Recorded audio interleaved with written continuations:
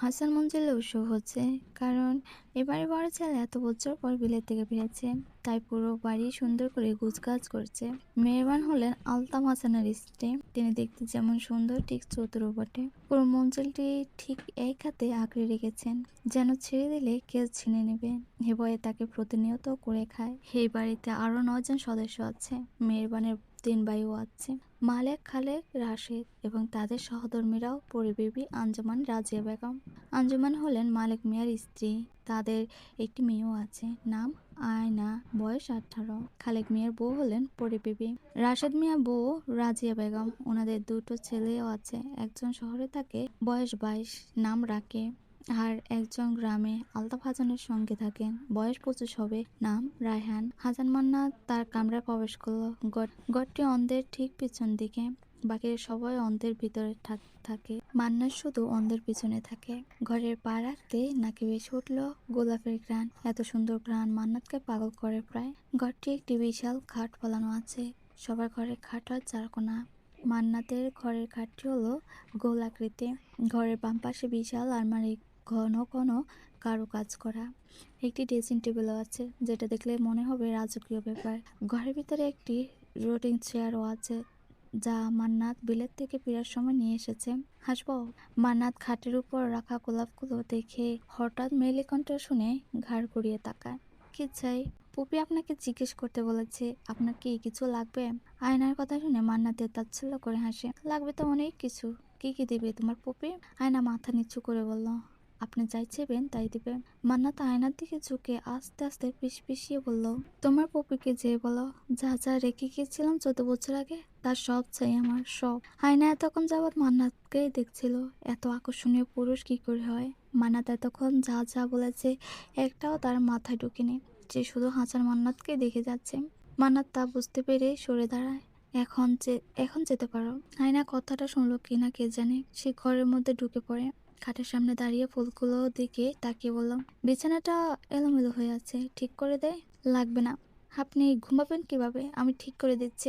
এই মেয়ে, তুমি বাংলা কথা বলছো না? বের হও ঘর থেকে। আয়না মান্নাতে ধমক খেয়ে কেঁপে ওঠে ভয়ে। এক দৌড়ে ঘর থেকে বের হয়ে যায়। মান্নাতে ঘরের দরজা দিয়ে বিছানার সামনে এসে ফুলগুলোর দিকে তাকায়, আর তারপর পাঞ্জাবির পকেট থেকে একটা গোলাপ বের করে। গোলাপটা ডাঁটায় কাটা, কিছুটা রক্ত লেগে আছে। তখন গোলাপজার যে ফুলের কাঁটা পা লেগে পড়ে গিয়েছিল, সে ফুলটা মান্নাত তার পকেটে ভরে নিয়েছিল। সেই ফুলটা সেই নাকের সামনে এনে গ্রান শুকে স্পষ্ট বলে উঠল, জান্নাত। ভোরানোর দিন সবাই বাজার থেকে ফিরল। গোলাপজার মায়ের সামনে রুটি এনে দিচ্ছে তার আব্বাকে। পুরো বাড়ি জুড়ে শুধু 3 জন মানুষ বসবাস। বাড়ির পাশ দিয়ে একটি সরু রাস্তা গেছে গোলাপ বাগানে। তারপর একটি কূপ আছে, যেখান থেকে গুলবাহার রোজ পানি তুলে আনেন। বাড়ির উঠোনে বড় বড় 2টা আম গাছ আছে। বোরানুদ্দিন হঠাৎ করে বলে উঠলেন, কিরে মা, তোর পড়ালেখা কেমন চলছে? জি আব্বা, ভালো। গুলবাহার বোরানুদ্দিনের দিকে জিজ্ঞাসা দৃষ্টিতে চেয়ে আছে। বোহরান বুঝতে পেরে বলে উঠলেন, মেয়ের বিয়ের ঘর আসছে, বুঝলা গুলবাহার? কে বলছেন এসব? মেয়ে আমার 14 বছর, এত কম বয়সে বিয়ে দেব না। তোমাকে এখন দিতে কে বলছে?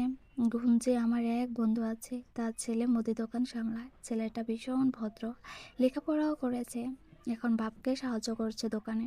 বলছে সামনের বছর ছেলেকে বিয়ে করিয়ে বিলেত পাঠিয়ে দেবে। আমাদের গোলাপ চাঁদের কথা তো সবাই জানে, মেয়ে আমার চাঁদের টুকরা, তাই আর কি। আর তুমি তো জানোই রাখালনগরের অবস্থা। এখানে মেয়েদের 15 বছর হওয়ার মানে বিয়ের বয়স পার হয়ে যাওয়া। না, তাও আমি আমার গোলাপ চাঁদে এত তাড়াতাড়ি বিয়ে দেবো না। মেয়ে আমার এখনো ঠিক মতন বড় হয় নাই। ঠিক ওই সময়ে পান্না বাড়িতে 4-5 জন লোক ঢুকে, সঙ্গে আসেন হাসান মান্না। রাতের বেলা এমন করে বাড়ির মধ্যে এত লোক দেখে বোরানুদ্দিন ঘাবড়ে যায়। গোলাপজা ঘরে বসে হারিকেল দিয়ে পড়ছিল, পরনে তার সাদা রঙের 3 পিস, মাথা সুন্দর করে ঘোমটা টানা। হাসান মান্নাত বাড়ির ভিতর পা রাখতে বোরানুদ্দিন আর গুলবাহার রান্নাঘর থেকে বের হয় উঠোনে। গোলাপজাও হারিকেল নিয়ে বের হয়। উঠোনে পা রেখে হারিকেলটা তুলে ধরে মুখের সামনে। কে আসছে বাড়িতে দেখার জন্য। ঠিক ওই সময় হারিকেলের তেল শেষ হয়ে নিভে যায়, আর সঙ্গে সঙ্গে গোলাপজাও ভয়ে চোখ খিচে বন্ধ করে ফেলে। সেই সাথে সাথে চাঁদের আলো গোলাপজাকে একটি পবিত্র সাদা কবুতরের মতো লাগলো হাসান মান্নাতের চোখে। বোরানুদ্দিন তাদের দেখে এগিয়ে এলো। সাহেব, আপনি আমাদের বাড়িতে? গোলাপ নিতে এলাম। গোলাপজানের দিকে চেয়ে বলল মান্নাত। জি। আপনার বাগানে সবচেয়ে সুন্দর গোলাপটা আমার চাই। গল্প চলবে।